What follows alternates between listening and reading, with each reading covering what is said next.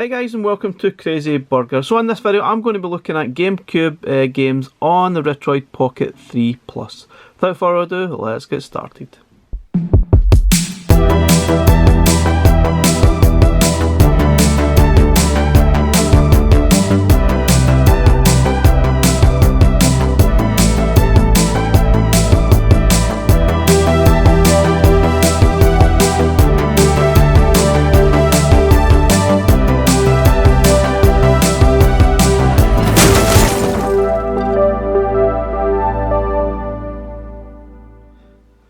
Okay guys, so we reviewed this a few weeks ago now, and one of the most impressive things about the Retroid Pocket 3 Plus is the GameCube gameplay. They play most of the games really well, and I've had my chance to play quite a few games now, and there's really only one or two that probably haven't played that great, but the rest I've played really well. Now let's get started. We'll just maybe go through them all that I've downloaded here. We've got Burnout, and we'll start with that one. Now just a word of warning, you probably might need to go into some of the button mapping and reconfigure some of the buttons to suit each game, and you do that in the app in the back end.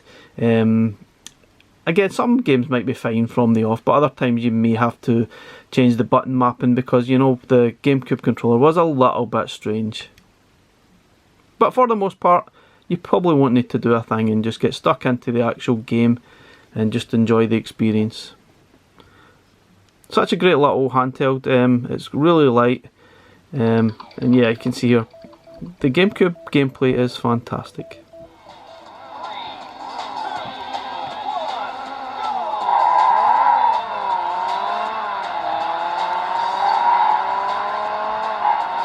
This is the original Burnout.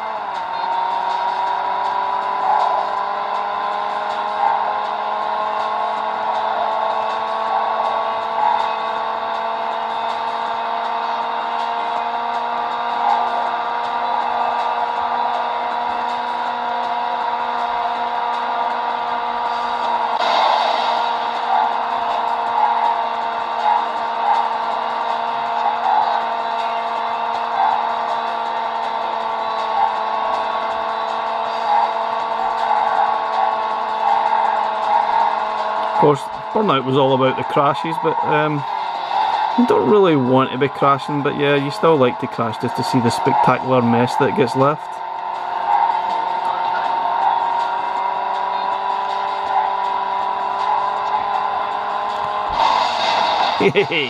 Anyway, you can see that's running really well. Let's jump out and play another game. You just basically jump out by holding or pressing the home button on the side of the handheld twice. Okay, so F-Zero GX is probably the only one here that plays particularly bad. I'll play it anyway just so you get an idea of what it's like. And this is all playing at resolution scale of 1. You can see at the top the corner here, they've got the frames per second, and it kind of jumps all over the place. On the menu screens it's not so bad, but when you're playing it's just practically unplayable. You can hear it's already struggling. And it's actually quite sore in the ears, so I'll quickly jump past that. So this particular part is okay, the screens are fine. But yeah, once it starts to get to the gameplay and some parts here, it's just impossible. So yeah, cover your ears a second.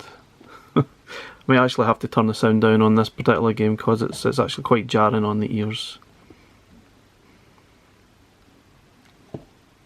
I'll turn it down just a tad. It's such a pity. But most other games seem to play absolutely fine, but this one just doesn't want to know.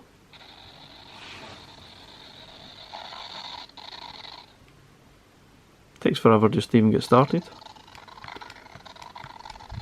You can hear the sound. I've turned it down a bit because it's actually quite sore in your ears, but it's obviously not running at full speed. It's like 20 frames per second. 18, yeah, it's way down.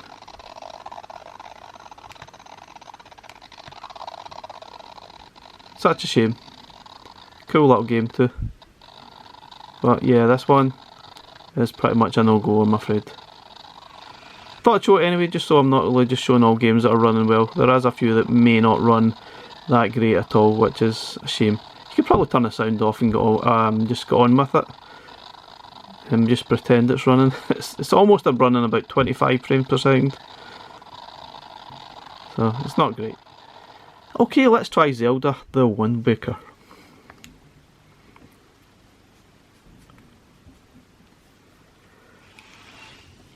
Just to sort of let you know, you can actually utilise save states by sort of scrolling to the left on the screen here.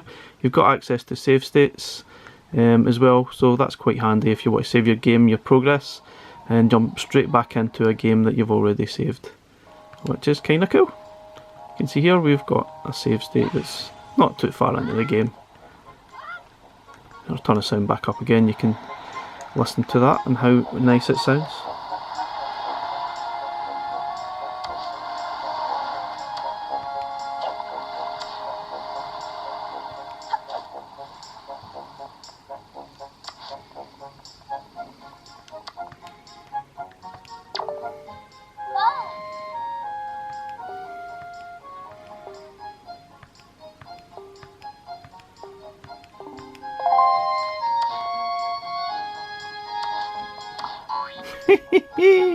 Look at that snorter. Lovely, lovely bogies. Yep, sniff it right back up. I love it. Well, we all knew someone like that when we were growing up. It wasn't me.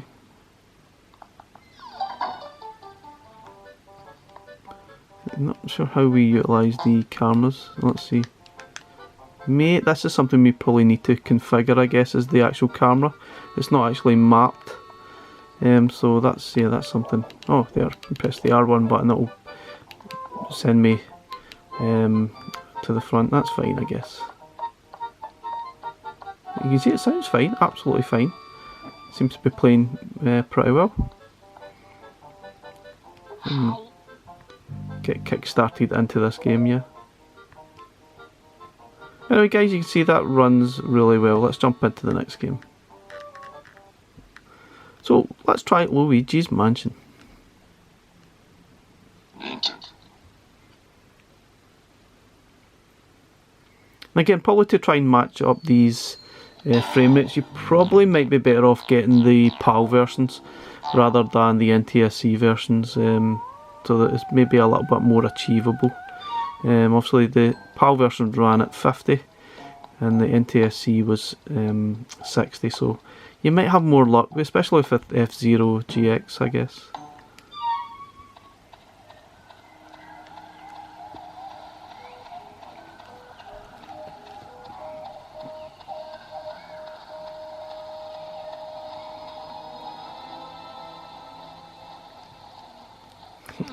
Let's jump past that. Squeaky handles. Sounds like a bad swear word. Uh-oh.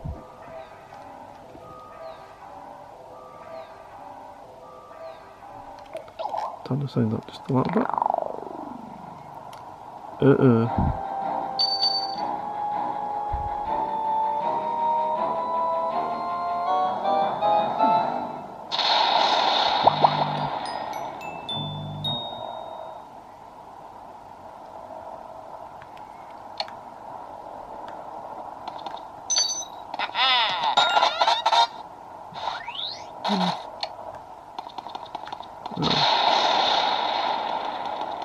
Seems to be okay, maybe the odd sort of jump here and there in the sound, but nothing major.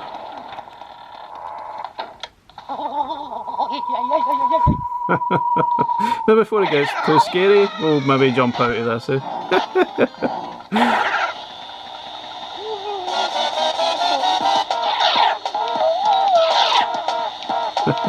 Yeah, that's fun. Let's jump out of that. Okay, let's try another Mario game. Well, I say Mario.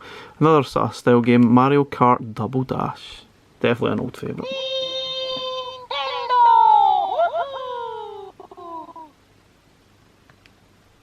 A little bit of jumping there in the sound, but nothing major. Let's get started.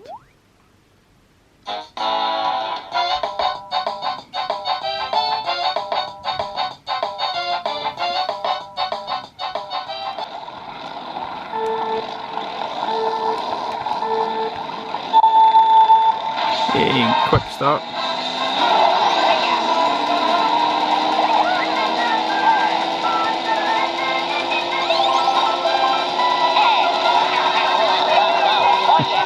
Oh, this is a fun game. Is this one of the best versions of Mario Kart? Who knows?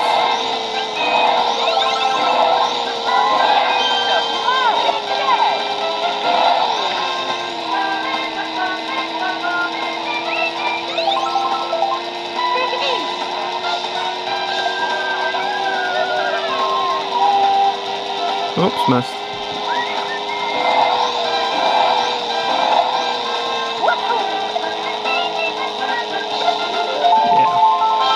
Seems to be running no problems at all.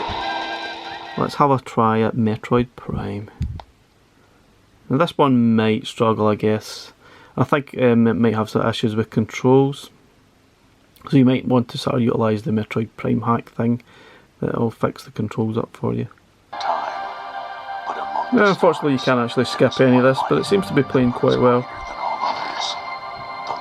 Even got that rumble feature that's kicking in as well, which is quite cool. Anyway, I'll get back to you in a minute or two.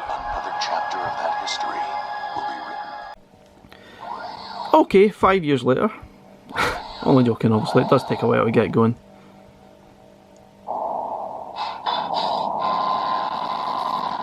So far so good, there's a little bit of jumping here and there. Unlikely that this game will run at full speed at every moment. Yeah.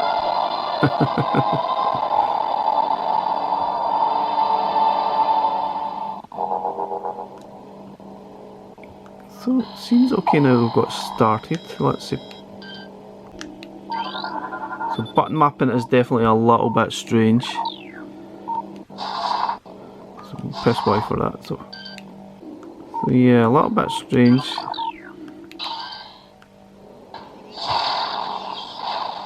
I suppose once you get used to it, it might be okay, but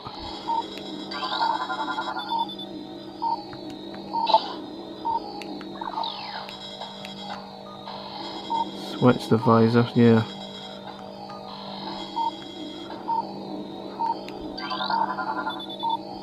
It seems to be working alright, it's not amazing. You can see there's a little bit of jumpy in the graphics. Controls are a bit funny. I guess it might be an issue once you actually get stuck into the game proper with some of the sort of enemies and big bosses sort of appear, but the frame rates are sort of like jumping all over the place a little bit. It's kind of a barely playable. Well, I've seen it a lot worse, that's for sure. Okay, let's jump into Need for Speed Hot Pursuit 2. An old favourite. I think I played this on the Xbox and the PlayStation 2 back in the day. 31 County. I copy 31. Turning on the speeder that just flew by me. Well, better get rid of that before I get a monetised strike. Just for the record, I've turned off the music just so I don't get a monetisation strike.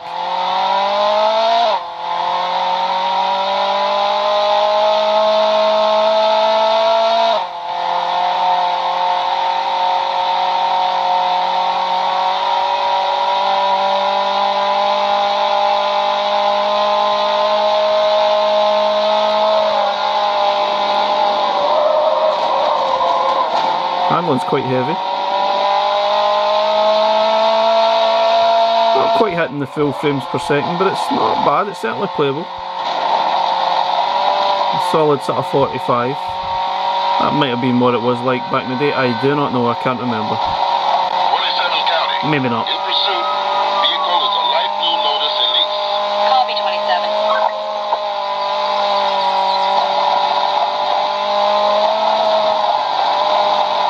Driving is shocking.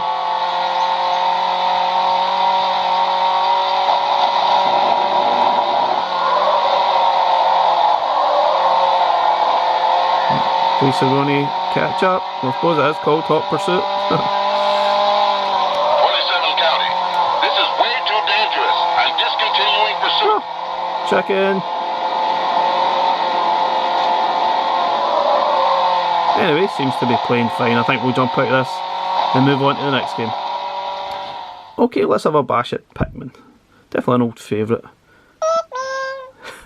My son absolutely loves Pikmin. And there's a Pikmin 4 coming out this year apparently. Super excited. I'm not really sure what's going on with the controls right enough, but I think the most important thing here, you can see it's playing really well. Let's get this onion.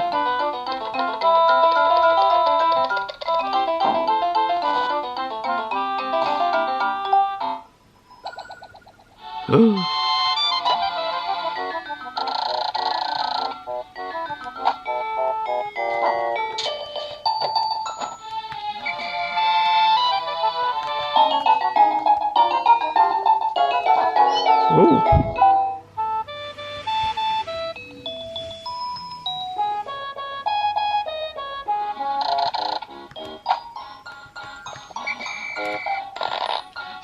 Hey, hello.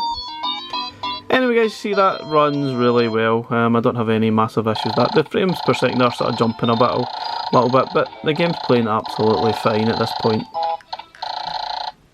Okay, last but not least is the Soul Calibur 2. Let's have a quick bash and then we'll finish up the video. Soul Calibur 2. Beat you. There we go. Now my personal favourite character is always Mitsurugi, but yeah, Link's obviously a possible option given the Gamecube version. I think that's the only addition that I can see Otalum. But yeah, I definitely like Mitsurugi the best out of all the characters, by far.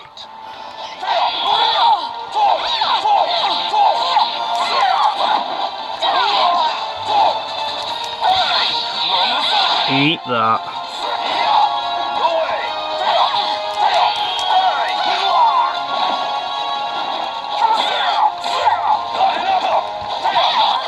Okay guys, so that's our look at Gamecube playing on the Retroid Pocket 3 Plus. As you can probably tell, it is really quite impressive. And if you love your Gamecube, this little device is fantastic for that, and it's an affordable price as well. The retail somewhere between £150 £200, depending where you actually get it from. Anyway guys, thanks very much for watching our video. I'll catch you in the next one. Bye for now.